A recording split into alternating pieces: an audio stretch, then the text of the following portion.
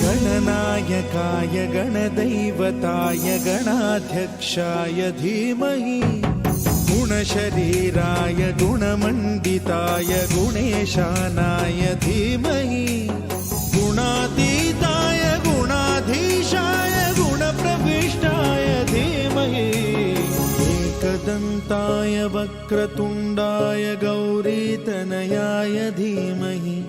गजेशानाय भालचन्द्राय श्रीगणेशाय धीमहि